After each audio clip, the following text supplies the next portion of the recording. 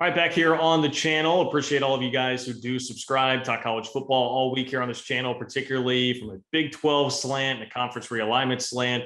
And I'm excited to have right now with me Sam Bradshaw from Sigma 365. Most of you guys are familiar with his work, I'm sure, from the TV numbers piece way back when we had the Stuart Mandel.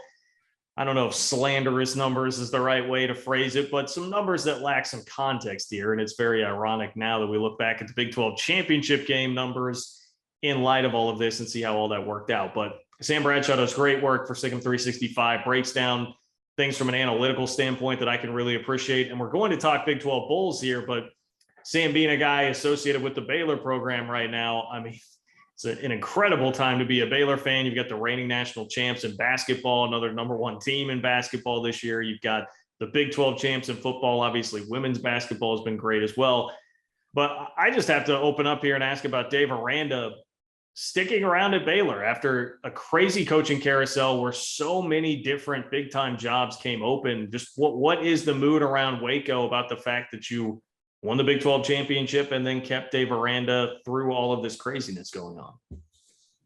Well, the mood regarding all that is very optimistic because, throughout all of it, a lot of different writers for national publications would say, well, Aranda's mentioned with this job, Aranda's mentioned with this job. And none of it really materialized into much of anything. It almost became kind of a joke among Baylor fans by the time the Oregon job opened up. And people were even joking. It's like some national writer is going to say Aranda to Oregon in 3, 2, 1, just as a ongoing joke. But yeah, where that stands is recently our AD, Mac Rhodes, got on 365 Sports and was saying, we're enhancing his contract and we're at a point in place where we verbally agreed to everything. It's a matter of paperwork and approvals. So obviously, until the ink's dry, there's always the threat of any contract not going through. But in this one, it seems pretty safe. But the pulse around the Baylor program is really positive. You see the step forward with Aranda that you kind of expected to keep going after Rule was leaving. You expected to see it keep going had Rule stayed around. And after a backslide last year where the offense just didn't really materialize and you had some injuries on the D line, despite the defense being a pretty decent unit last year, just to see that next step and to see the team buy in, take that next step, because, for all the struggles Baylor had at the early outset of the Big 12 conference, ever since they really started investing in football kind of in the late 2000s, it's been a completely different program. It's gotten a little more back to what they had when they had Grant Taft, for instance, for a long period of time. And it's a very different program trajectory, and it figures to be a major player in the new Big 12. Yeah, I mean, the question I have is in regards to the turnaround. I mean, it was jarring, right? A 2-win season last year to Big 12 champions this year. Was it more that the pandemic circumstances around bringing in a new coach was just so unfair, unprecedented that we probably forgot that this team had a lot of championship DNA from being very close to a Big 12 championship the year before Dave Aranda showed up? Is that the easiest way to explain the turnaround from last year to this year? Well, if you just segment into the different parts of the roster, on the defensive line, you got Gabe Hall and Chidi Obanaya back. And both of those guys were major upgrades over, when healthier, major upgrades over who you had starting last year, where you had a converted center who was 6'2", maybe if he was wearing really tall cleats, and 280.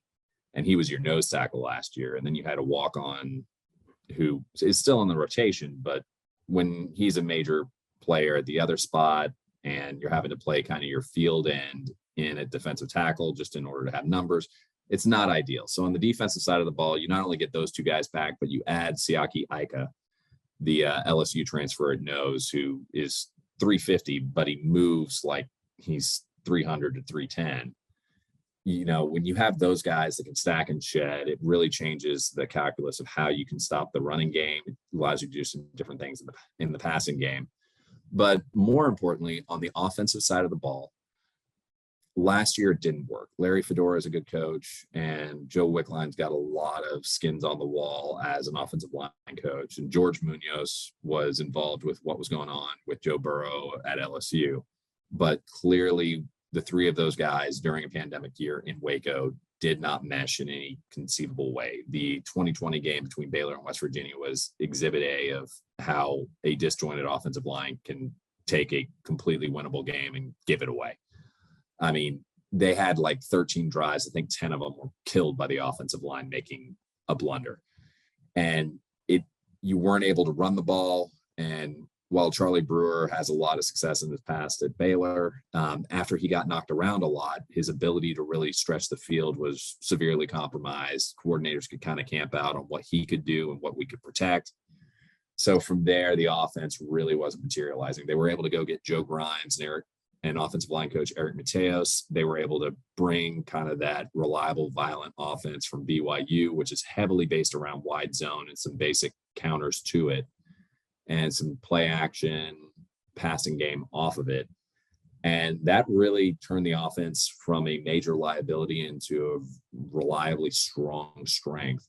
So bringing the offense up to speed and getting that upgrade on the defensive line transformed the trajectory for this team, because the defense was actually pretty solid for a good portion of the last year.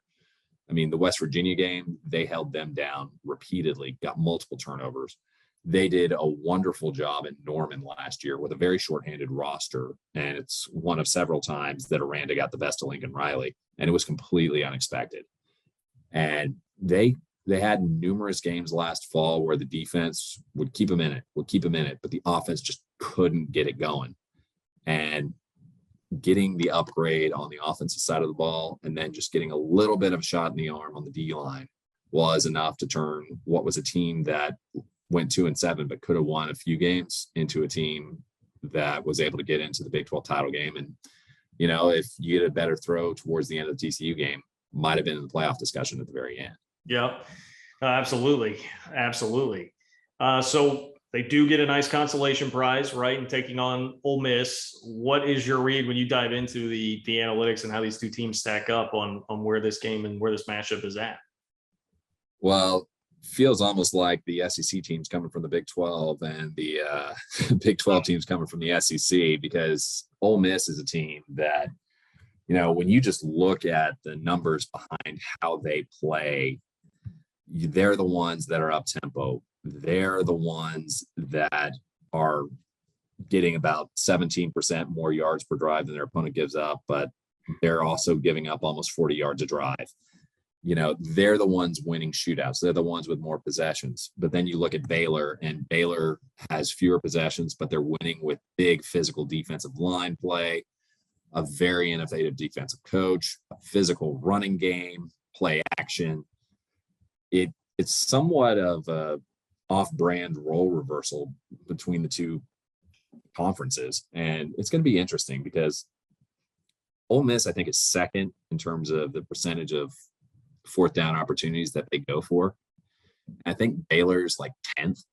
So getting either of these teams off the field is going to be a chore for whoever's there, because you're talking about two teams that convert around like 50% of their third down opportunities when you include their opportunities on fourth down. So if you get them to third down, are they converting on the next two plays? Both of them get it over half the time. So if you can get them to third down, you still got a fight on your hands in both of these guys. And I noticed throughout the fall, there were a lot of times where Baylor would run on third down just to set up a reasonable fourth down because they knew the position on the field, what it was advantageous to go for.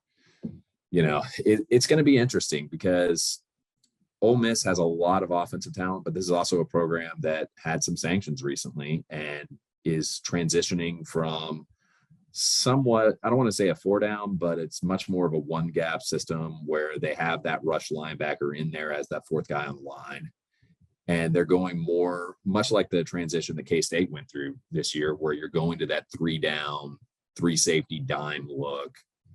And so you've got a lot of pieces that flash. Their defensive end is sure to be a high draft pick, outstanding pass rusher, that guy. And they've got a lot of incredible pieces on offense, but there's still a lot of transition going on that roster. And, you know, this is very different than when you ran into Georgia 2 years ago, where Georgia quite literally, I think, was the most talented team according to 247. This is a team that's a little more modestly talented at 27, but they got some headliners. You know, they got a quarterback that could be a first round draft pick.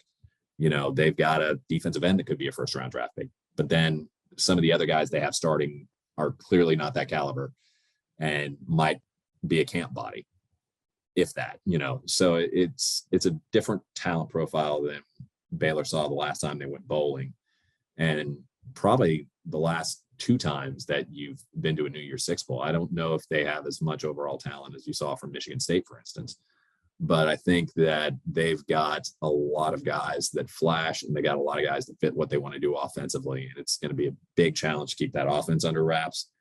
And while their defense has not been great, they've been really good on turnover margin, which could be a huge equalizer.